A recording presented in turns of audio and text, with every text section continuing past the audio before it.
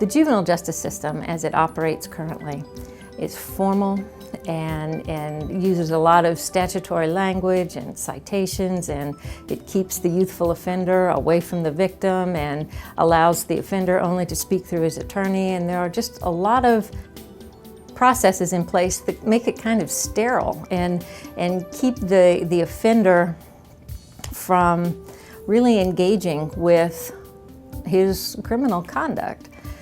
That's something that restorative justice changes, because restorative justice looks at crime as harm, not as a violation of a statute necessarily, but as harm caused by one individual to the detriment of another. It's victim-centered. And for victims, crime is personal. Crime isn't violation of a statute. It's intrusion into their personal space or into their bodies. It's harm to them, and it's personal. And a restorative process for both the victim and for the offender helps them both come together face to face and evaluate and assess the harm that's been done and how that harm can be repaired. I think it's really important when we're survivor-centered to put the victim at the center of the equation, to make sure we're asking them what they expect and what they need. I always ask victims what are their desired outcomes. They may not be achieved, but it's really important to get that kind of framework when you're talking about survivor-centered restorative justice. Most people want this. They want an opportunity to have their voice, to be able to speak and say, here's what happened, here's how this impacted me, here's what making it right would look like for me. So just them having the opportunity to have that voice, we find that people do want to talk. Even with young people, they want to talk about what's going on with it. In Clackamas County, we have adopted as a county restorative justice as a philosophical and practical approach to how we deal with justice-involved people.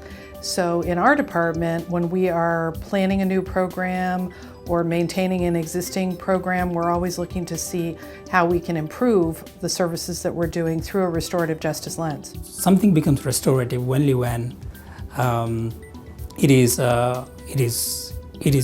an opportunity for certain things, such as if it's an opportunity for healing for the victims, if it's an opportunity for empowerment for the victims, if it provides opportunity for accountability for the wrongdoers or the person who is responsible for the harm caused, if it creates some opportunity for restoration of the lost dignity, the lost trust, and so on.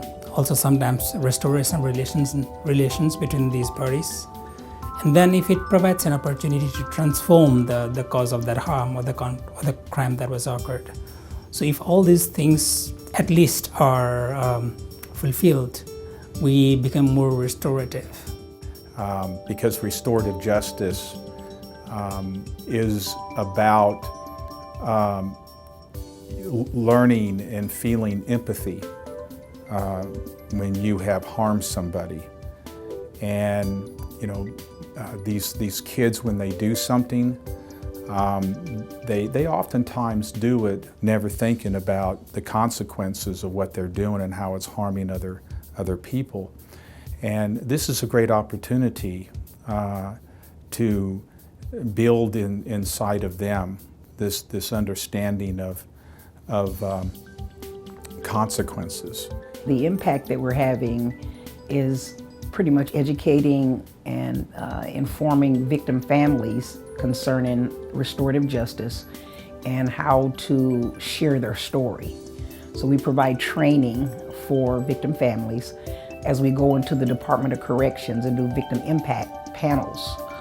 And that in turn reduces the recidivism rate once an offender understands the impact they've had in victimizing in whatever level. If we want to work to better our communities, then we have to repair relationships. If our victims want that, if our offenders who are charged are interested in making things whole, our system right now doesn't give them the opportunity to do that. That is why I think a prosecutor when they have their community's best interest at heart, really should look into restorative practices and put them in place from the time of the offense happens all the way through sentencing if it has to get that far.